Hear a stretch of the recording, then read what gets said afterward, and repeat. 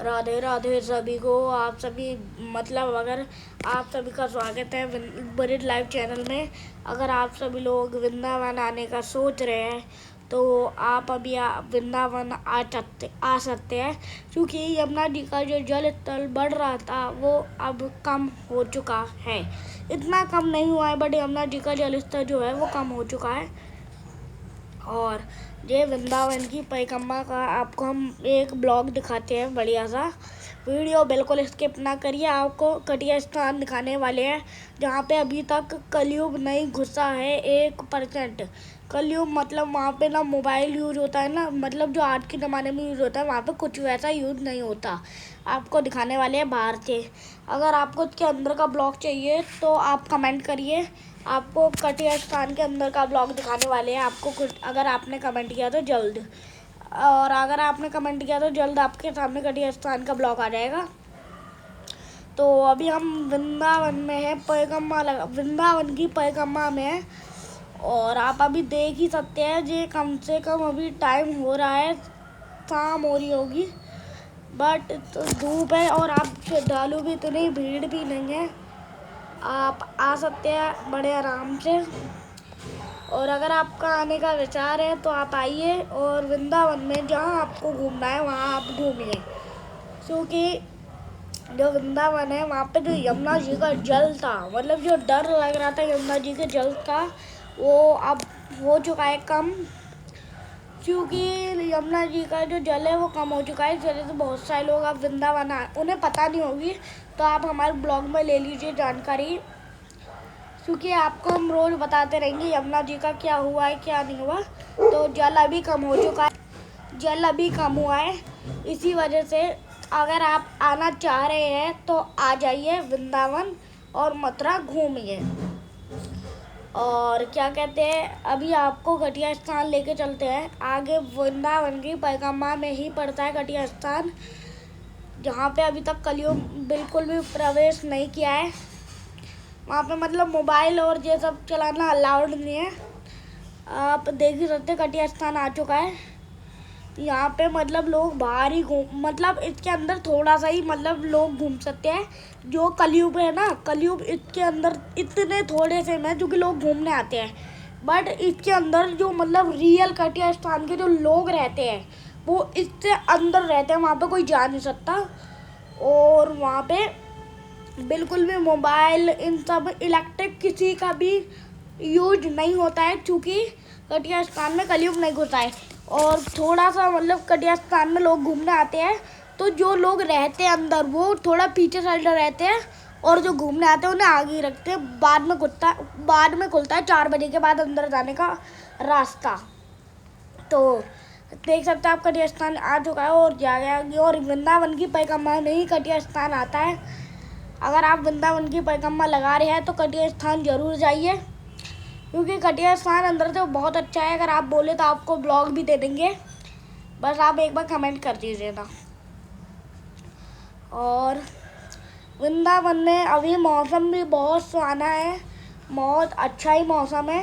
अगर आप वृंदावन में आ रहे हैं परिक्रमा लगाइए, कितना अच्छा मौसम, आप एक बार खुद देखिए। अभी कितना प्यारा मौसम हो चुका है, हवा भी चल रही है ठंडी ठंडी। तो इसी वजह से यहाँ पे बहुत अच्छा मौसम हो रखा है, बट कभी यहाँ पे धूप आ रही है, कभी छाया हो रही है, कभी मौसम अच्छा हो रहा है, कभी बहुत धूप आ रही है। देखो अब अपने आप ऑटोमेटिक धूप आ रही है, बड़ी जल्दी यहाँ का मौसम चेंज हो जाता है। और आप वृंदावन आना चाह रहे हैं तो ज़रूर आइए, क्योंकि जो यमुना जी का जल स्थल है वो बहुत कम हो चुका है। आप एक बार भीड़ पे नज़र मारिए, वृंदावन की परिक्रमा में मतलब बहुत भीड़ है, बट इतनी ज़्यादा भीड़ नहीं है, बट भीड़ है यमुना जी की वो वृंदावन की परिक्रमा में। तो इसी वजह से आपको वृंदावन की परिक्रमा में भीड़ मिलेगी। और गोवर्धन और वृंदावन और मथुरा की अगर आप आ रहे हैं तो परिक्रमा लगाने का ट्राई करिए। गोवर्धन की परिक्रमा 1 किलोमीटर की है, कुछ लोग 22 की कहते हैं, कुछ लोग 20 की कहते हैं। और बड़ी वाली परिक्रमा गोवर्धन की है 11 किलोमीटर की, छोटी वाली है 10 किलोमीटर की। बट जो 11 किलोमीटर की पहले आती है ना, उससे आप मतलब उससे आप जैसे ख़त्म करोगे आधी पैगम्मा होगी, बट उसके आगे आपको लगेगा नहीं वो 10 किलोमीटर है, आपको लगेगा वो 20 किलोमीटर है, क्योंकि थकने के बाद वहाँ पे क्या कहते हैं चला नहीं जाता है। तो इसी वजह से आपको रोज़ जानकारी मिलेगी। और आप एक बार मौसम पे फिर से नज़र मारिए, कितना अच्छा मौसम हो चुका है वापस से। अभी आपने देखा था कि धूप थी छाई थी, अब धूप थी छाई थी आती रहती है वृंदावन में। अगर आप वृंदावन मथुरा आ रहे हैं तो बरसाना भी जाने का ट्राई करिए, राधा रानी के मंदिर बरसाने में। बरसाना भी बहुत अच्छा है। जो मतलब वृंदावन मथुरा पहली बार आ रहे हैं, अगर हो सके तो आप बरसाना भी जाइए, कितना बढ़िया बरसाना है वहाँ पे। और आप सभी हमारे चैनल पे नए हैं तो सब्सक्राइब कर लीजिए, लाइक कर लीजिए, शेयर कर लीजिए, आपको हम जानकारी देते रहेंगे। तो चलिए आपको आगे चल के दिखाते हैं पैगम्मा में। पैगम्मा पूरे धूप मतलब पूरे ये पैगम्मा शायद 10 से 11 किलोमीटर की है, जो है वो वृंदावन की पैगम्मा है, शायद 10 से 11 किलोमीटर की है, नहीं तो 3 किलोमीटर की कहते हैं कुछ लोग। और चलिए आपको आगे दिखाते हैं आपको आगे क्या क्या होगा। और नीमकरोली बाबा का आश्रम भी इसी पैगम्मा में आता है। आपने देखा होगा हमारा एक ब्लॉग जिसमें नीमकरोली बाबा के आश्रम का बाहर का दिखाया गया था, शायद हम दिखाने का ट्राई करेंगे आपको नीमकरोली बाबा के आश्रम का। तो चलिए चलते हैं आगे पैगम्मा में। वीडियो में जुड़े रहिए, कहीं जाइए ना आप लोग, वीडियो में बिल्कुल भी कहीं जाइए ना, जुड़े रहिए। और आपको रोज़ जानकारी हम देते रहेंगे, आप हमारे चैनल को सब्सक्राइब कर लीजिए नए हैं तो चलिए आपको साइड कोशिश करते हैं, आपको क्या कहते हैं नीमकरोली बाबा का आश्रम दिखाते हैं कैसा है। बाहर से दिखा सकते हैं, अंदर जा नहीं सकते, मतलब जा तो सकते हैं बट हम नहीं जाएंगे, तो आपको बाहर से दिखाने का ट्राई करेंगे नीमकरोली बाबा के आश्रम का।